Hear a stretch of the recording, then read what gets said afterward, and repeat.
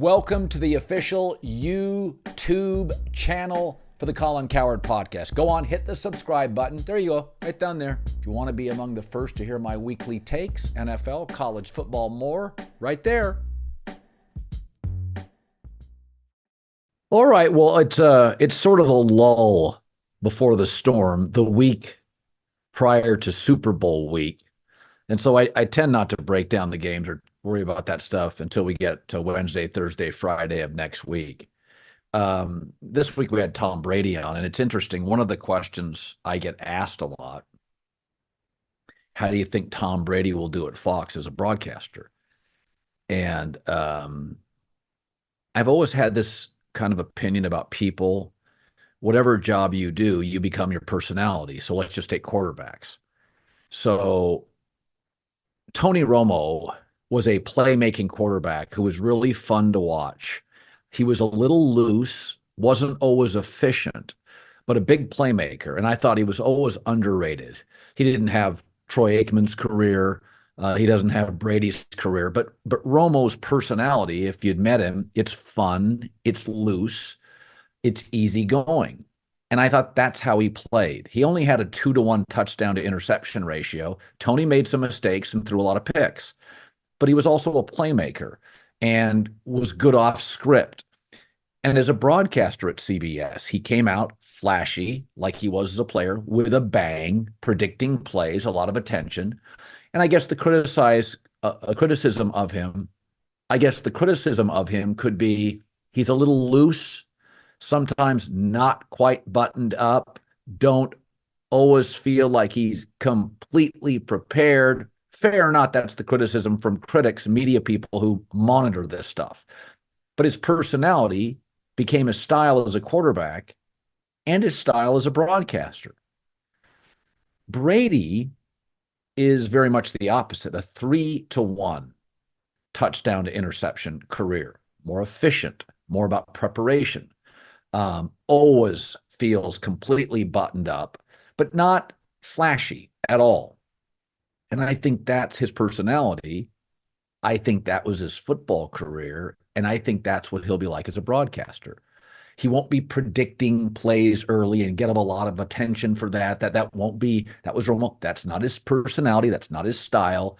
He will get better over the course of time, and he'll be highly conscientious, super prepared.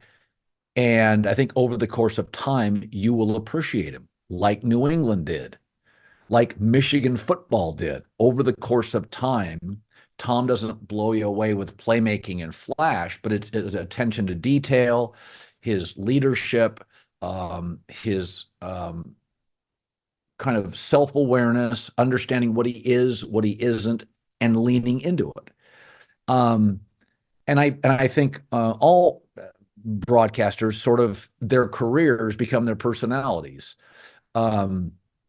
And I think that's what Brady will be as a broadcaster. I think by and large, most people doing this do a good job. I don't talk much about broadcasters. People get very sensitive. I'm a broadcaster, so I don't want to talk about it a lot. Last year, I offered kind of a marginal criticism of Romo, that he had a reputation. He loved his golf.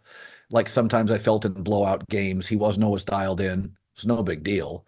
That got a lot of pushback. And to validate my opinion, Sean McManus acknowledged publicly that he went out and went down and talked to Tony Romo about things he thought he was good at and things he needed to get better at. So I never felt I was off base.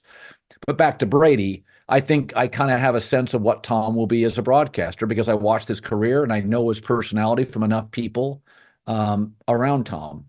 A lot of detail, a lot of preparation, slow growth, slow build, and you look up in 2 or 3 years and think he's a heck of a broadcaster. Broadcasting, I've always had great respect for the people that do broadcasting on site, the play-by-play people, the sideline people, and the analysts. So what I do is a studio show, and I have to ad-lib for 3 hours, and I don't think it's easy. But these game broadcasts, you have to deal with the environment and the crowd and directors and read commercials and throw to the studio, throw to the sidelines. I think it's very, very difficult. But play-by-play guys, Tirico and Kevin Burkhardt, and all the great people at Fox, ESPN, NBC, Jim Nantz, they're terrific. Al Michaels. Looking for a super offer for Super Bowl 58? DraftKings Sportsbook has you covered. New customers can bet the big game. Bet just $5. That's it, $5, and get $150 in bonus bets instantly. Download the DraftKings Sportsbook app. Takes about 90 seconds. Use the code Colin, Colin. New customers bet $5, get $150 instantly in bonus bets for the big game. DraftKings, an official sports betting partner of the NFL. Remember, redeem code Colin, Colin. The crown is yours. You do get into a rhythm of a game and calling a game. Not that it's easy. It's much harder than what I do for a living. But I think one of the hardest things to do is football analyst work. I think it's damn hard. So basically, you have to talk in 8-second intervals 250 times a game. And if you make one mistake, it is all viral. You're trending. One mistake out of 250. That's why I think the criticism of analysts is mostly embarrassing, ridiculous.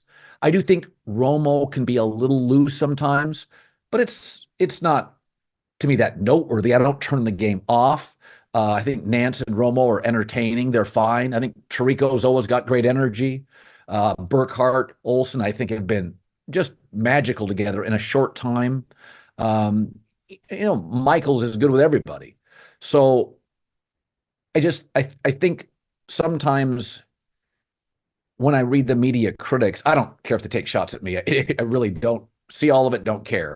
But I think to be a football analyst, you have to be patient with these broadcasters, these players. This is not what they do. It's very, very difficult. I don't know how the college guys do it. Like in the NFL, you've got a limited roster. To be a college football analyst and you got 85 scholarship players, walk-ons, and you get into a blowout game in the third quarter and you have to have an opinion on a player that you've maybe probably never seen play. I mean, you're looking on your sheet. Well, you need to be prepared. Nobody's that prepared. You haven't memorized the life story and the career of every backup for Toledo football. So I'm going to be patient with Brady. I thought people got a little too hot, hyperbolic on Romo early calling plays. I thought it was fun, but that can't define you. I mean, what are you going to do? Hit 50%? That's tough. I do think Tony brings in a pretty good energy. He's fun. And I think, again, that was his career. I loved watching Romo play. I defended Romo as a player for years. I thought he was terrific. He was just sometimes loose. Tony throw an interception at the wrong time, but he is one of the most underappreciated Dallas Cowboy players of all time. Career didn't last very long, but at its height, it was wildly dynamic. Go look at his numbers. Google his stats. He had some big years, a lot of big years, and he could move. That's why when I said I thought Joe Burrow was like going to be a better version of Tony Romo, I always thought Tony Romo was an A to an A- quarterback. He didn't play very long, but I thought in Tony's best years, he was like A-. Favre was A+. Aikman was A+. Brady, obviously, Manning. But I thought Tony was lower end A or B++++. And I think as a broadcaster, he can be fine. But his playing and his broadcasting feel the same to me, and that's what I think you'll get with Brady.